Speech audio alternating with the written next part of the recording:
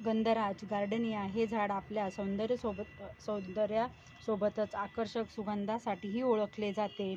त्यामुळे अनेकांना आपल्या बागेत, टेरेसवर किंवा बाल्कनीत लावायला आवडते. जर तुम्हाला तुमच्या गंधराजला वर्षभर फुले यावी असं जर वाटत असेल तर फेब्रुवारी महिन्यात ही कामे नक्की करा किंवा मार्च महिन्यात केली तरीही चालेल. तर ओम साईराम, तुमचे माझ्या व्हिडिओमध्ये स्वागत आहे. व्हिडिओ कुठे न स्किप करता पूर्ण बघा आणि आवडल्यास लाईक आणि सबस्क्राईब करा. फेब्रुवारी किंवा मार्च महिन्यात गंधराजची योग्य काळजी कशी घ्यायची, तर पुरेसा सूर्यप्रकाश द्या. गंधराजला दररोज 6 ते 7 तास सूर्यप्रकाश आवश्यक असतो.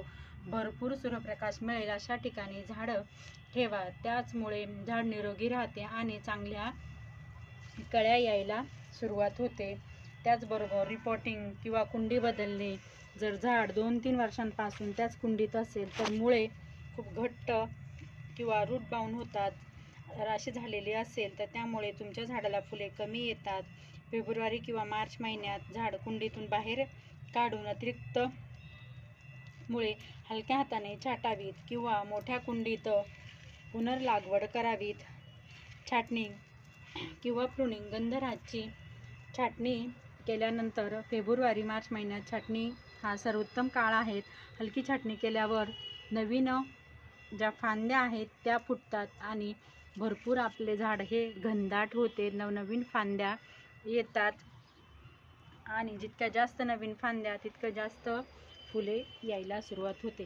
तर खत. हिवाळ्यात गंधराजचे झाड सुप्त अवस्थेत असल्यामुळे वाढ मंदावते. फेब्रुवारी मार्च महिन्यात वाढ पुन्हा सुरू होताना झाडाला औषधांची, पोषणाची गरज असते. कुंडीतील वरची 2-3 इंच माती काढून वर्मी कंपोस्ट जे आहे ते तुम्ही देऊ शकता किंवा शेणखत द्या, निमखली द्या आणि थोडे बोनविल त्यामध्ये मिसळा.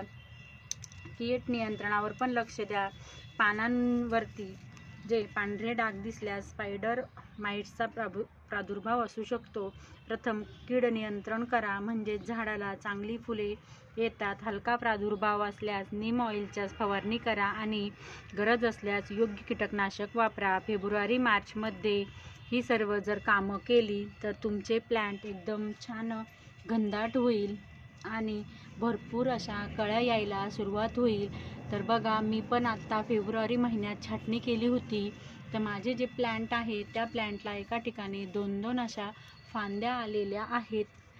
त्याचबरोबर कळ्याही यायला आता सुरुवात झाली आहेत आणि भरपूर असे कळ्या आणि फांद्या आलेल्या आहेत आणि हे जे फूल आहे ते इतकं सुंदर सुवास देतं आणि त्याचबरोबर हे फूल खूप मोठ्या आकाराचं पण आपल्या प्लांटला येतं. तर चला, तुम्हाला जर माझा व्हिडिओ आवडला असेल तर लाईक आणि सबस्क्राईब करा व भेटू पुढच्या व्हिडिओमध्ये. बाय.